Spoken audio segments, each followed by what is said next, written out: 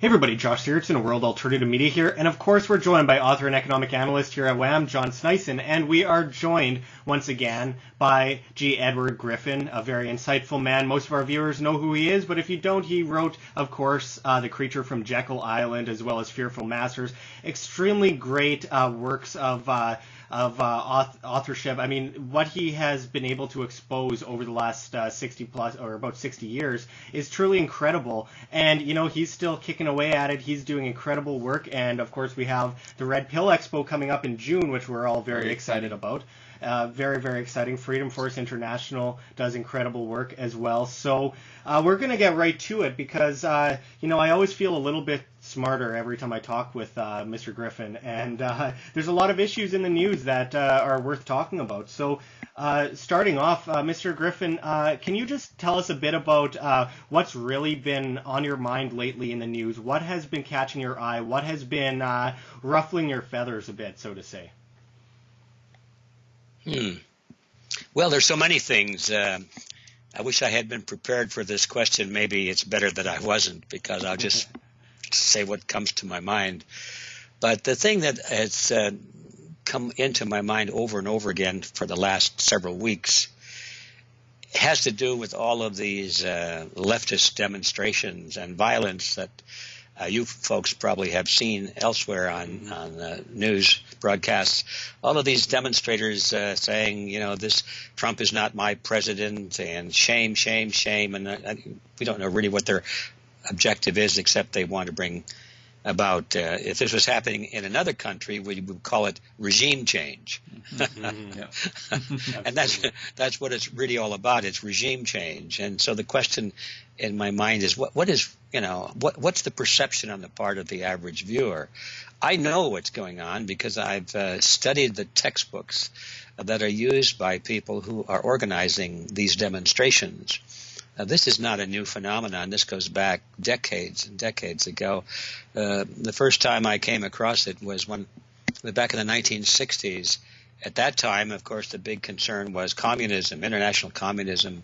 Communism was taking over the world, had taken over Russia, all of Eastern Europe, taken over China, and it was growing, it was very aggressive. And it still is, by the way, but it's abandoned its name of communism, and it's doing so under the label of social democracy. Exactly. Anyway, yeah, but they've just changed the hat, you know, turned it around. So the word communism is behind, and now it says social democrat up here. But anyway, so I was studying this textbook and, you know, how to organize these demonstrations, how to create regime change, how to overthrow governments and that kind of thing. And the one thing that I'll never forget is what they call the pincers movement. And sometimes they call it pressure from above and pressure from below. This is a phrase that showed up a lot in the 1960s when I was studying these textbooks that came out of Eastern Europe, actually, were published by communist parties in Eastern Europe. But it was strategy that was developed in Moscow, and it was being applied all over the world. And they called this pressure from above and pressure from below, and the pincers movement. So what is that all about? The reason I'm mentioning it is because this is exactly what's happening in the United States today. The idea is how to convince the average person in a country, the masses, as they like to call them, that they are outnumbered, and that the violent voices, or at least the voices calling for violence and overthrow, are the majority. And that even though you don't like what you see, you have to go along with it, because after all, the whole nation has gone crazy, you know, and so therefore you have to go along with it, especially if you're living in something called a democracy where the majority is supposed to rule. So this was the whole idea of how do you create the illusion that the whole nation is clamoring for something, when in fact the actual number of people doing so is less than 1/10 or 1/100th of 1%. It's an interesting challenge when you think about it. So they called it the pincer strategy. And the idea, now I finally get to it, is through these mass organizations, and again I'm using their word for it, that like labor unions and political parties and special interest groups, like in America we have Black Lives Matter and so forth. You've got these organizations where you have people enrolled because of a cause or an objective. And you can propagandize those people, or at least convince them that something is at stake that involves them, and you can motivate them to get into the streets. And so that's the objective, is to get as many people as possible into the streets. And then, of course, you use your influence in the media to make sure that the media reports over and over and over again, endlessly, on the masses in the streets every time it happens, even though it may only happen for a couple of hours, maybe a couple of hours here this week, and then next week another couple of hours you get a big group over there. But as far as the people watching their television screens are concerned, all they see is these masses here and these masses there, and they get this impression that the whole nation is in the streets. Yeah, it's social engineering. Yeah. And when in fact there may be 1,000 people, maybe 500 people, maybe 2,000 people, and in some cases back in the civil rights era they could get 10,000 and 20,000 people together. It's a huge mass of people when you're there and you look at it, but when you stand up on the moon and look down at it, you see it's just a little speck, hardly visible in terms of the total population. But these people have been mobilized, and if you ever want to satisfy yourself about that, just if you're ever near one of these events, like we were recently at the airport here in Los Angeles, just go to the side streets and look at the hundreds of buses that are parked. You never see those on camera. Perhaps a little bit of Soros funding from the Open Society Foundation. Yeah, exactly what I'm talking about. Somebody paid for those buses. Somebody paid for the meals for these people that are there in most cases. Most of them, they're there because it sounds like something they should do. They're motivated. Some of them just have nothing else to do, and they get a free meal, they get a bus ride, and they go and have some fun in some cases. So the point is, if it weren't for the organizers and the money that's coming in from some unknown source, this would never happen. The first step is to create that illusion of this pressure from below, which is not really, but it's orchestrated. It's a very small people with cooperation from the press that makes it look like it's a mass movement that everybody's supporting. Now, the pressure from above, this is the part it's easy to forget. These same people have influential members or friends in government, waiting for an excuse to do something really radical, that if they suggested it on their own, they would be booed out of office or kicked out of office or ridiculed. But now, because of this impression that the masses want it, all they're saying is that, well, I listened to the people have spoken, and now I suggest we do this, and they propose legislation. Something is planned, in other words, to expand the reach of government, reduce the freedom of the individual.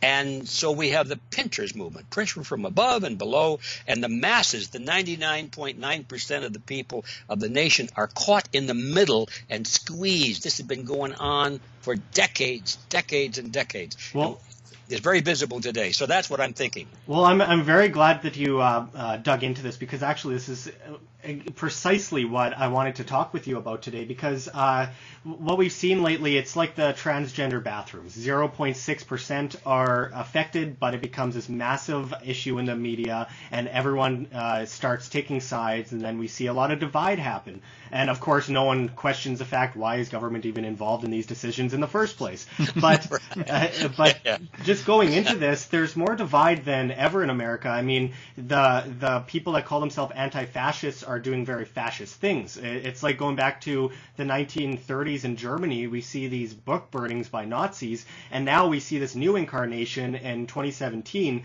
of these so-called anti-fascists burning things to the ground, rioting, beating up those who disagree with them while claiming that they're anti-fascist.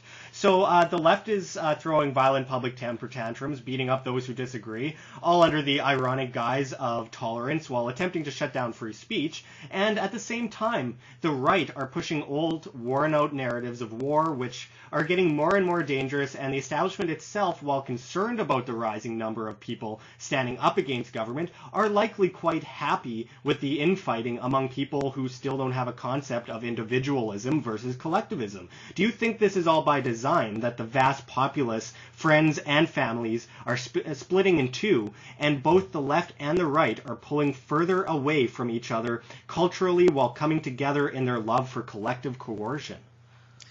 Well, no, I don't think it's by accident at all. In fact, especially we know that government is involved a lot in this because a lot of these pressures and opinions and funding, of course, is coming ultimately from government sources. Even the tax-exempt foundations which are supplying a lot of the funding are deriving their economic clout from the fact that they are tax-exempt, which wouldn't happen without government involvement and so forth. It all comes back to government eventually. And I think back to the one thing that Franklin Delano Roosevelt said, the one thing with which I totally agree. And he said, nothing in government is an accident. Yeah, very true. Absolutely. Or There's always something an like agenda. that. Yeah, always. It's always planned. Yes. So that's FDR has answered your question. Oh, I never thought I'd hear that in my life, but here we are. Well, now, while Donald Trump is doing some good things, including his executive orders to abolish regulation strangleholds, he's also doing some things that restrict freedom of movement and threaten further growth of the military-industrial complex with the same old villains at the CFR and Trilateral Commission. It seems people are starting to take a seat on the minarchist end of the circular spectrum, staying apathetic as if the job is done. It reminds me of the left under Obama, and we know how that turned out for them. So liberals are calling me a racist Nazi for defending President Trump when the media lies about his actions, while so-called conservatives are calling me a dumb liberal for calling him out on things that restrict liberty. Yet I'm simply being consistent on all issues and standing for freedom and voluntary action rather than state coercion. It seems the small government conservatives are going into hiding for the next several years and defending him on everything no matter what he does, despite him doing things they would have disagreed with under Obama. That brings me to ask, do you think President Trump is some form of limited hangout in order to bring upon apathy of the anti-government and libertarian crowd? Because it seems to me that the fight has just begun. We can all be happy Hillary lost, but this should be when we try and make the biggest strides yet. Well, to be very specific in answering your question in a narrow sense, no, I don't think that's the case. But to go beyond that, I wouldn't be surprised if it turned out to be that case. I mean, I'm not closed to the idea. But my opinion at the present time is no. And the primary reason I feel that way is because he was so strongly opposed by the establishment. Now, I know the argument is that in order to make that scenario believable, he would have to be strongly opposed. But this was more than just strong opposition. It was vicious. It was total. It seemed to me like it was going for the jugular, at every step. So that is the primary reason I think that scenario that you just mentioned is not true. But, we may find otherwise, and it's like so many things where we don't know the answers right now. Time will tell. I think the best example, of course, is 9/11. I remember thinking at the time, well, there's not enough facts out here. It looks pretty suspicious to me, but I am sure that after a few years there will be a lot of facts out there, and we'll know for sure one way or the other. And that was certainly true. The facts are all out now. As we have with Kennedy.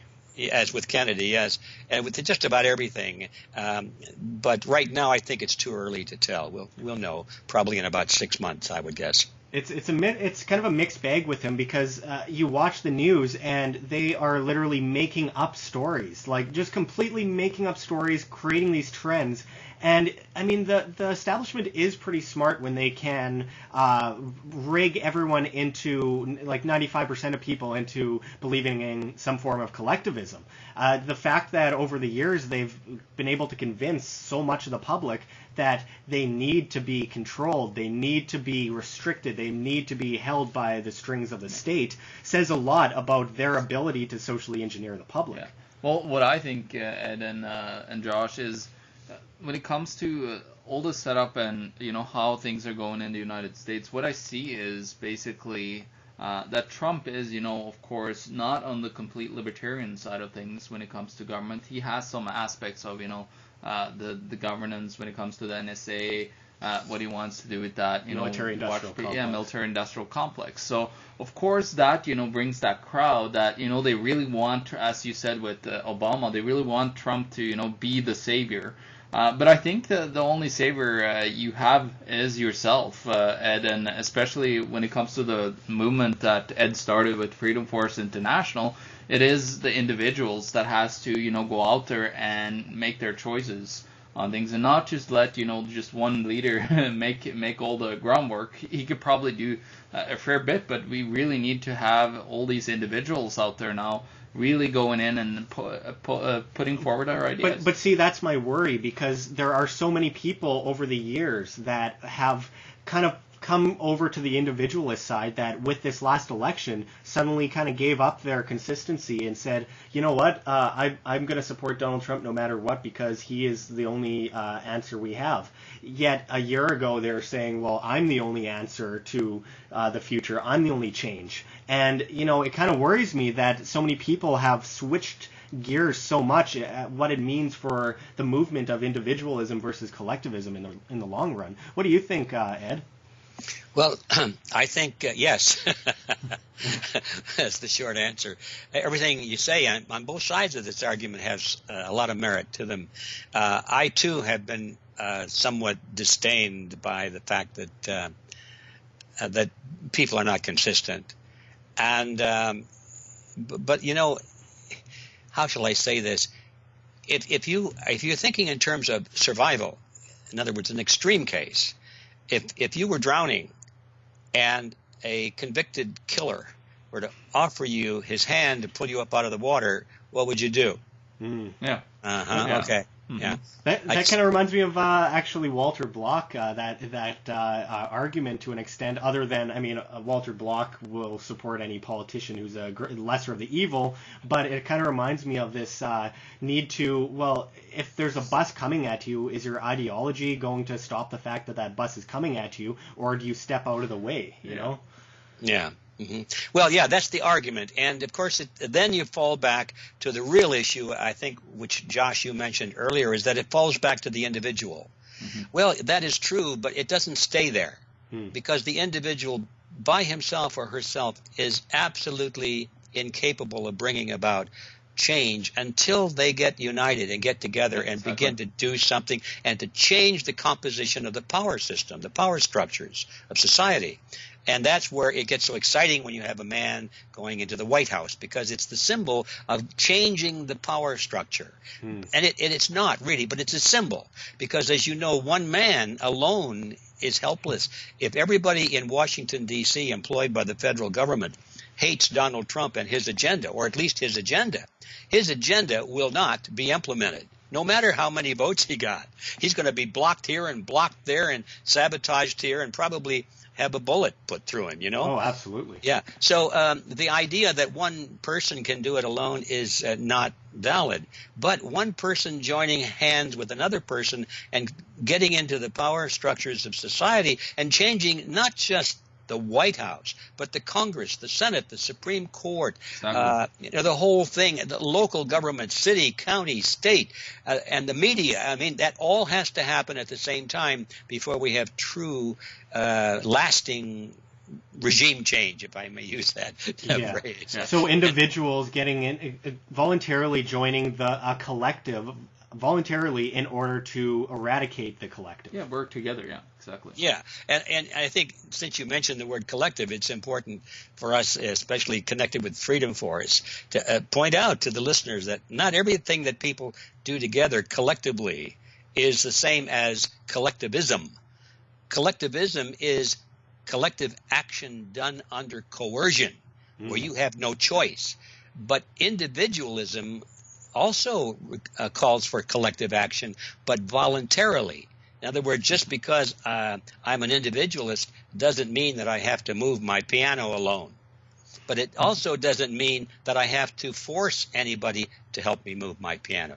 It means that as an individualist, I have to have friends. I have to convince people that they want to help me move my piano. And there's the difference right there. Oh, yeah. Unity is a great thing. It's just a difference between coercion and voluntary interactions. And I'm glad to hear this from you, Mr. Griffin, mostly because you and Dr. Paul seem like the most consistent people on this planet when it comes to the message of liberty over the last 50 years. And, there is kind of a a problem with especially younger people who have kind of changed their ways because in the last several years they became voluntarists, but then they felt like they had a success, so they pushed that voluntarism to the side to accept a certain ruler, a certain form of collectivism that is better than the last form of collectivism. So there's a lot of problems with consistency today, but I'm glad to hear you kind of go into that because that definitely covers my question. Now, I wanted to ask, there's been a lot of talk of the creation of a cashless society in the United States lately. While trends show M0, or the cash and coin in circulation, going down at an unusual rate, those at Davos were clamoring about creating a centrally planned cashless society in the United States. Do you think this is a prevalent concern? Well, I think it is a very prevalent concern because we all know, who study these things, we know where this is headed. First of all, let me back off since we're talking ivory towerish in a way here about the theory as opposed to the reality. Sure. There's nothing wrong with a cashless society per se. We have to say, what kind of a cashless society? Is this one that's going to be dominated by the government? Are we going to be coerced to use it, whatever form that they say?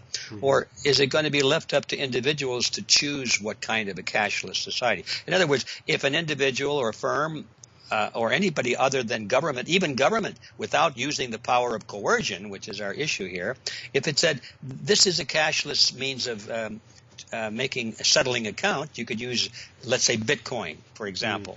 That would be a cashless transaction in a way. But it's voluntary. You're not forced to use it, you say. And you don't have to leave it in the hands of somebody else that can take it from you.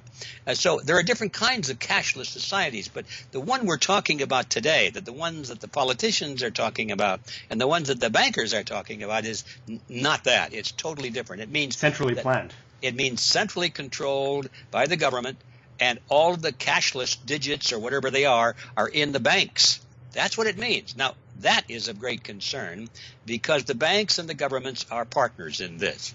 It means that you and I and everybody, we don't have any cash anymore. So if the government says you owe the government half of your wealth, you don't have to write a check for it. They just take it out of your account. You have no control over it. Or if they say, we're going to confiscate all of your money because you violated the law, they just take it and you're out.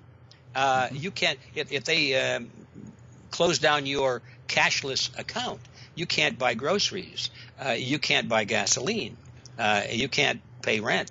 In other words, you're out, brother. You're out on the streets, you see. It's a means of ultimate control. This is precisely what I'm kind of getting at because, of course, Bitcoin is not centrally planned. It depends on the demand of the individuals.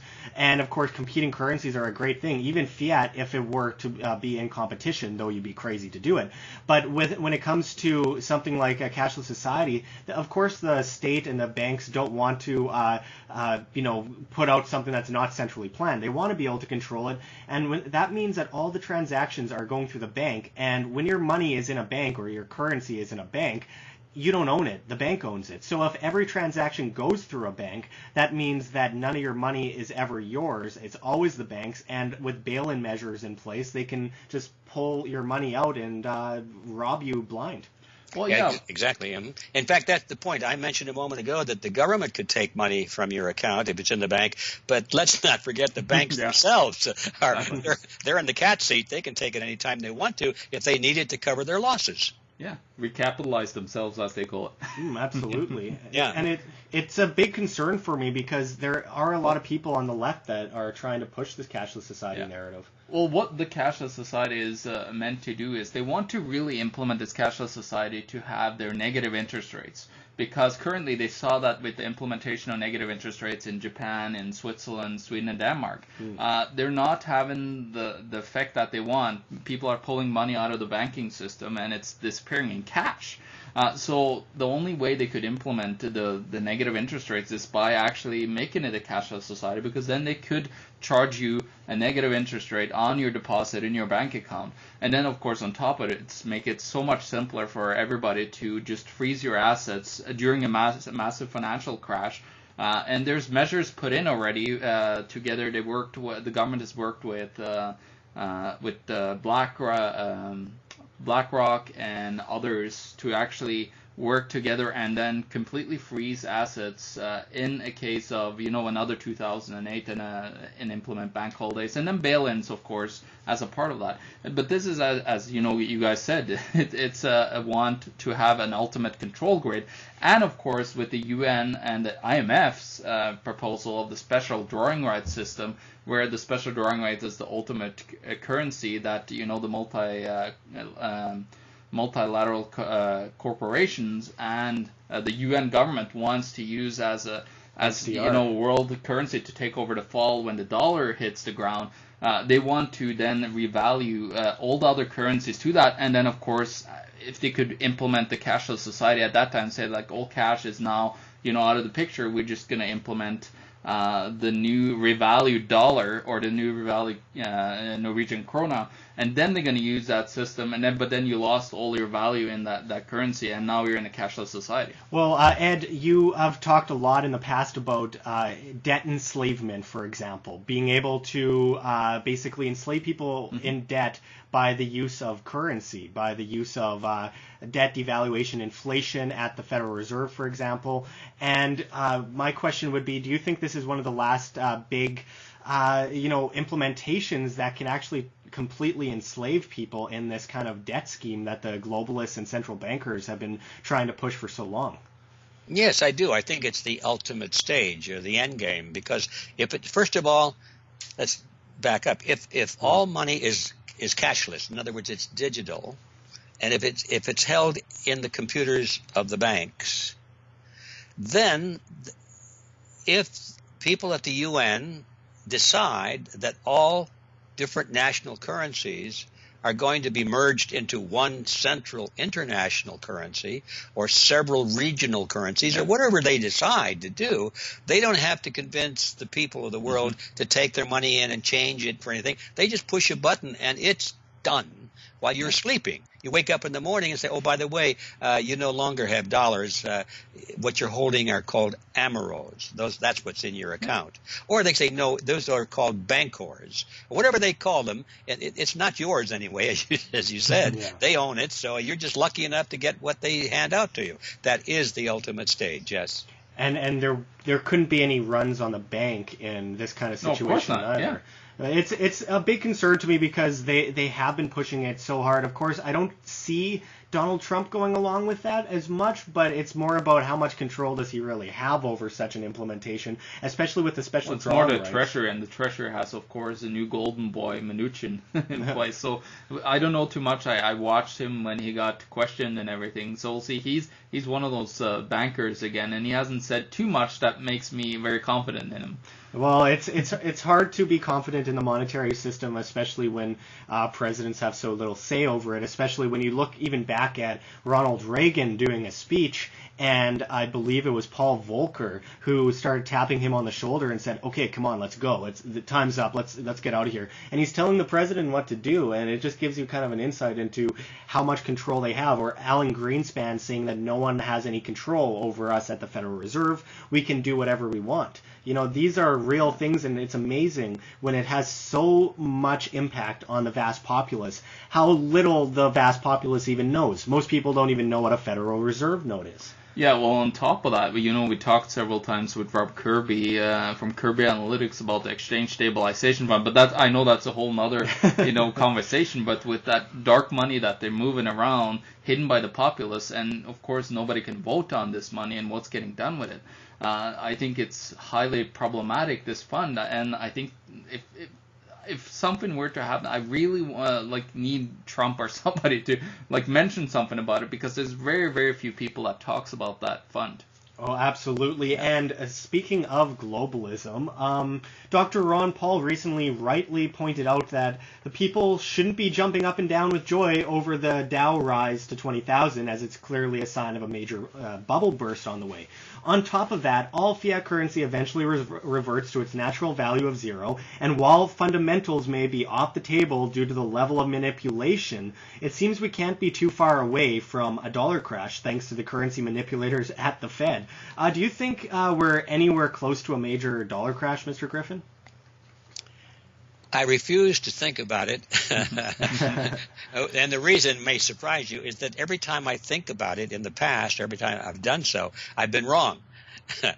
I'm surprised that the dollar hasn't crashed long ago. I've been predicting it for years. So I decided this is not too smart. My record of prediction on what the day will be when everything falls apart is I have an abysmal record of predicting. So I decided not to predict. I can only tell you that it has to happen. It has to happen. I just don't know when. And when I say crash, that doesn't necessarily mean that it suddenly falls apart like the word suggests. It could be absorbed into a regional or international currency before that, in which case that is the ultimate crash, but you don't know it because it's described as something else. But either way, it has to disappear. Something of no value cannot forevermore be used as a medium of exchange for things of value unless there is the power of coercion behind it. And so that's where it ends up. Yeah, and I think also the reason is that, we have a global system, and the global system is not only using US dollars. It uses over 100 different currencies, and everybody's fighting with each other to devalue their currencies. So you're not really seeing, like if for example, the 100 currencies stayed with its value and then the US dollar just kept on doing what it's been doing, devaluing itself. Well, of course, then we would see a massive loss of confidence in the US dollar. But what we've seen is all these currencies and central banks around the world are working in coercion, trying to find, the cheapest dollar so they could move, trade and make these corporations some cheap money over here with cheap labor and so on.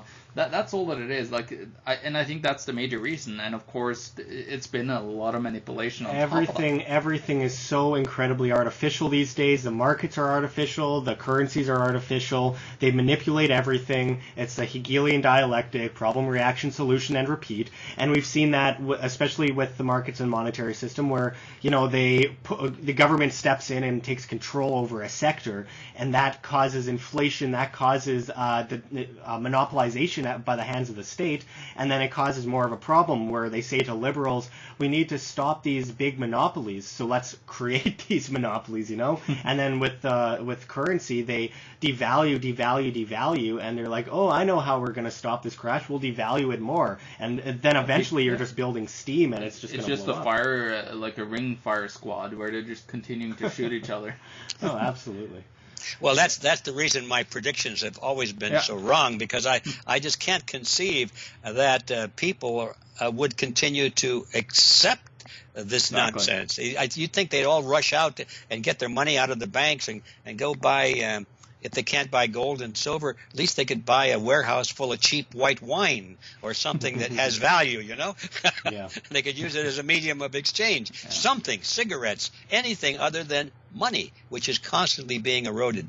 But people don't get it. They just don't get it, and most of them won't get it until they wake up some morning and say, oh my gosh, my life savings isn't worth a postage stamp. Yeah, they take their currency out of the bank. I always try to make the point that money must have a store of value, therefore fiat currency can't be money. But people take all their currency out of the bank and they say, well, the banks are going to steal it, which is probably very factual. But then they put it in their mattress and it's paper. So when the economy crashes, it's still worth absolutely nothing. And besides that, it can be stolen, it can burn up, and a few other things. So. Well, it could be some fine wallpaper. I mean, you got to give it that. Well, you've seen those pictures, I'm sure, of this family in the Weimar Republic in Germany, and when their Deutschmark went to worthless, even less worthy than wallpaper, they were burning it for heat, putting it in the furnace just to keep the heat in the house.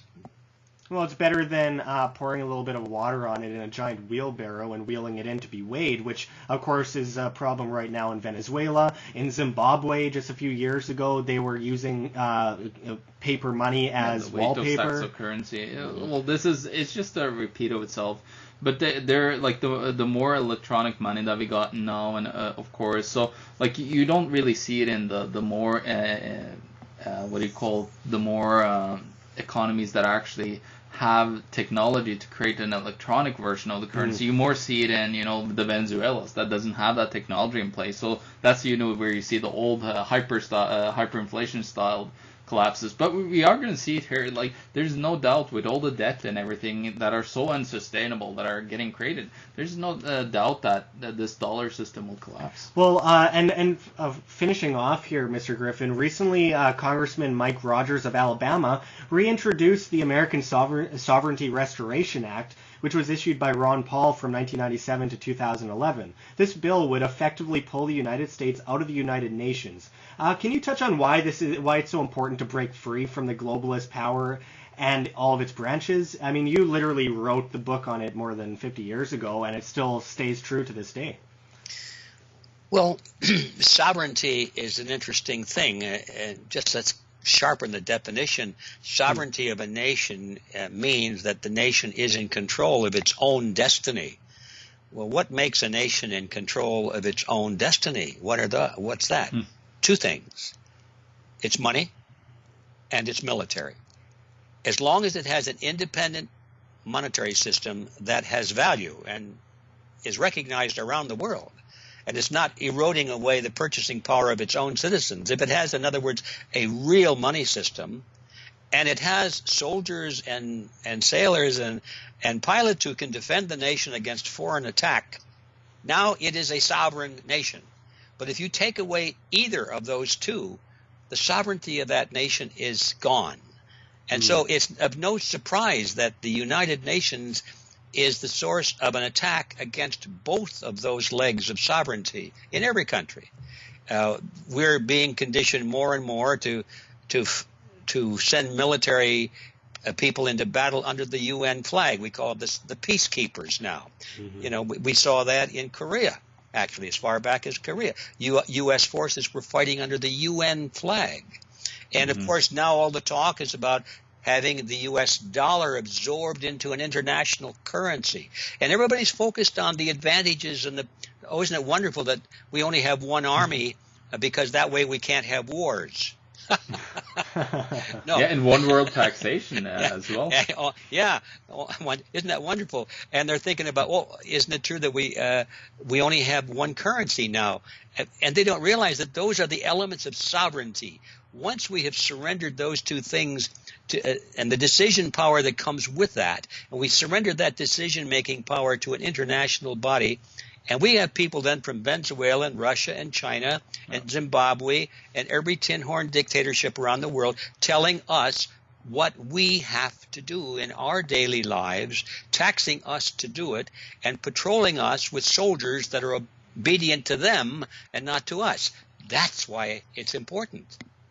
Well, and it's so important to mention that I know that a lot of people think that there'd be peace on earth under the United Nations flag, which obviously, if you look at the amount of wars since their inception, is just not true.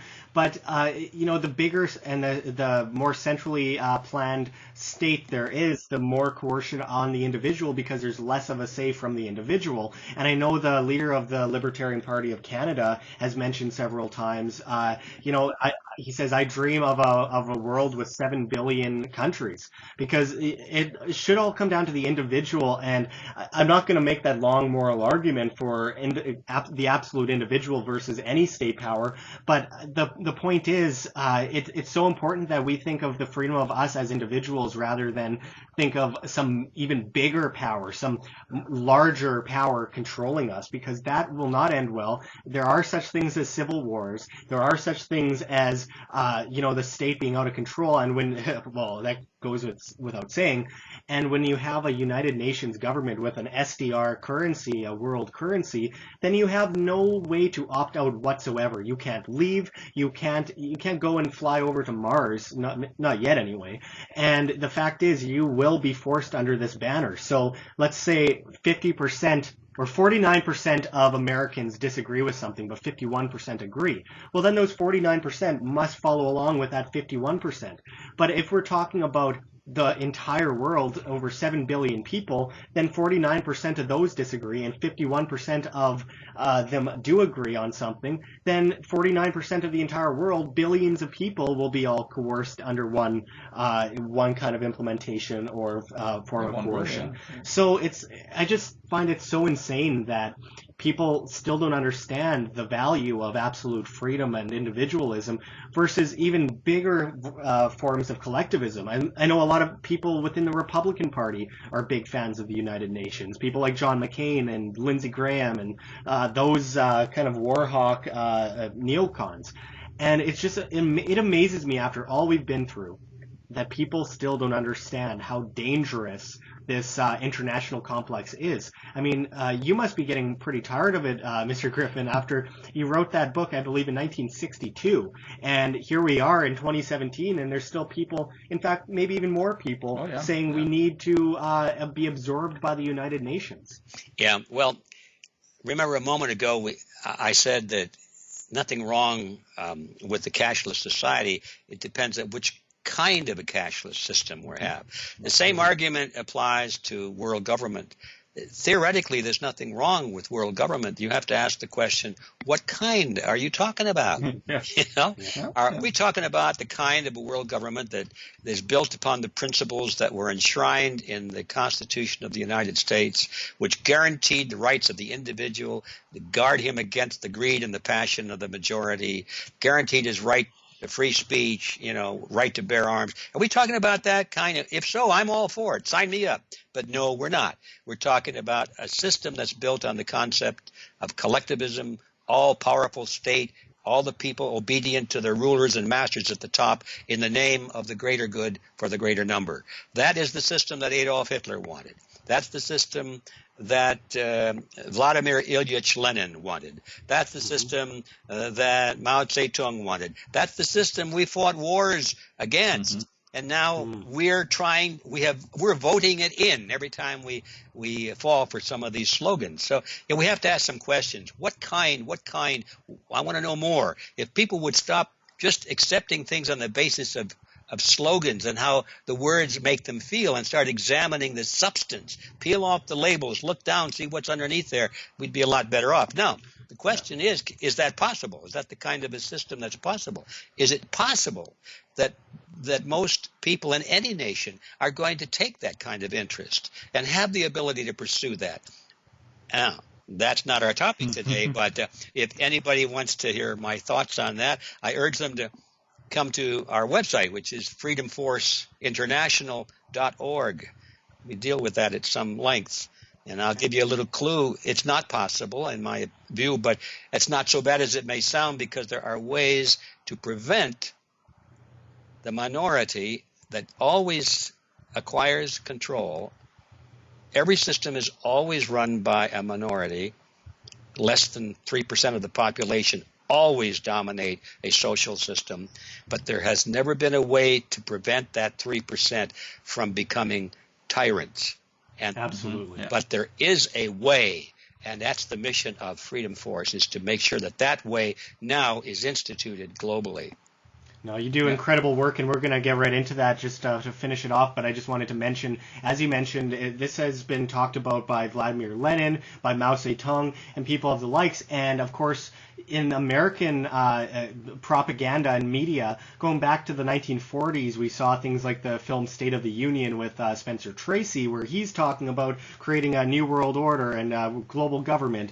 You go up to George H.W. Bush's speeches back in 1991, where he's talking about in a very sinister voice, we will create a new world order, and when we get our way, and we will, we've got a great chance at this new world order. And it's one of the more worrisome speeches I've ever heard from a president, which is saying a lot. But I mean, this propaganda has been around forever. Well, elites, they believe in order. We need order and control over people in order to have peace. Absolutely. That's what they believe, and that's what it comes down which to. Is an oxymoron. But anyway. Well, I have to comment on that, because in that same speech, if you remember, President Bush said, we will build the rule of law. And he said it it's so wonderful, the rule of law. Not the law of the jungle. Yeah, the rule of law. Well, that's what Adolf Hitler had in mind, the rule of law. Every dictator has the rule of law. So we got to ask questions. What law? You see? Yeah, exactly. People don't ask questions. They just go on those fuzzy words.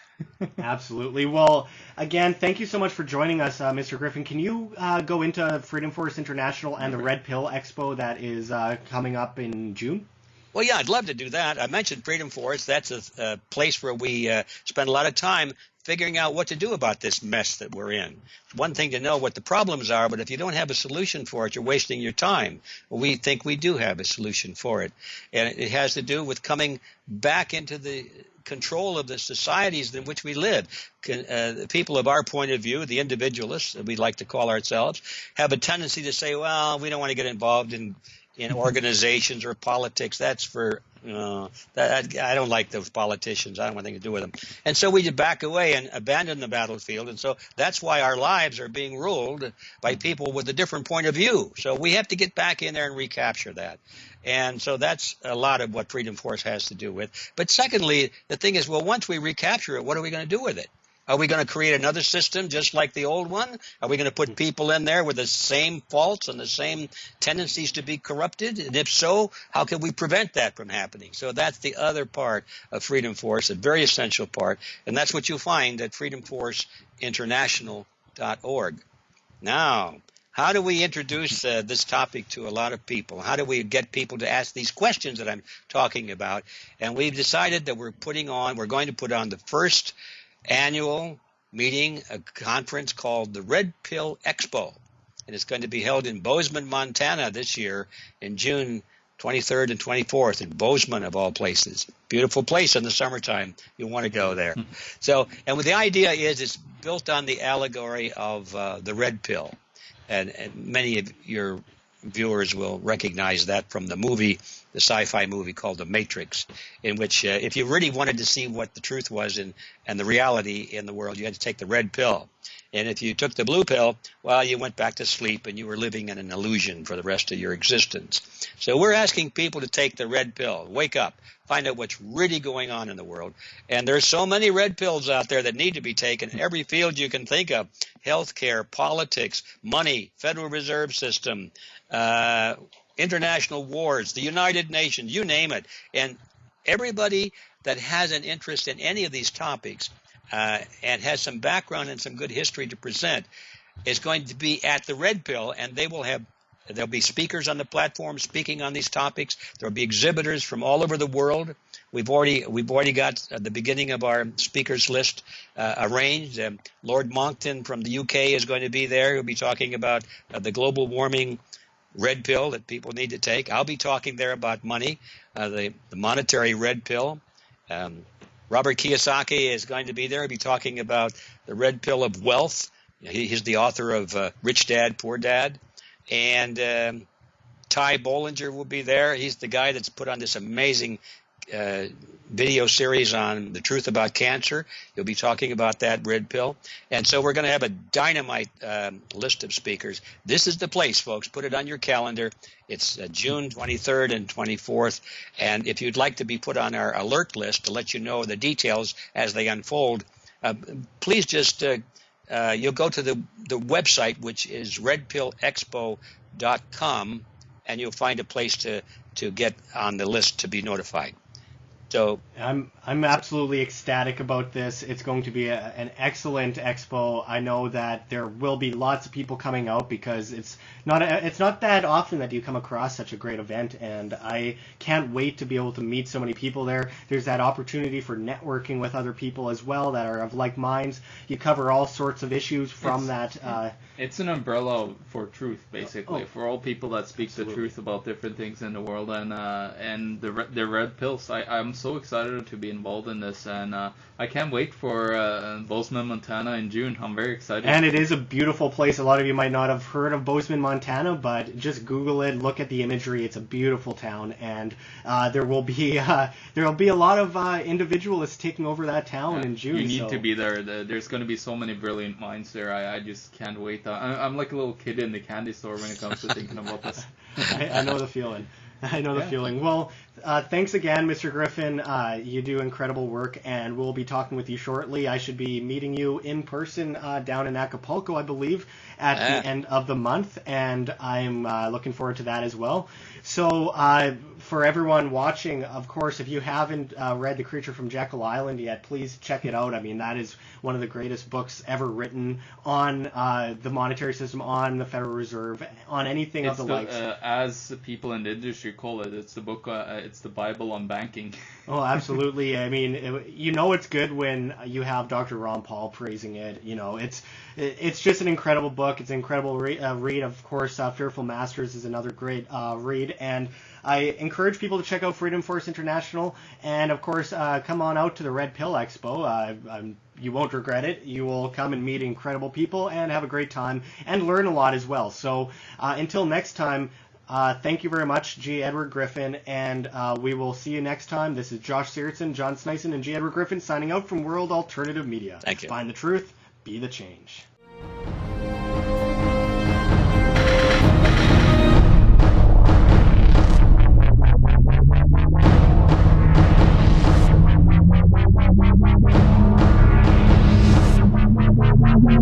Thank you.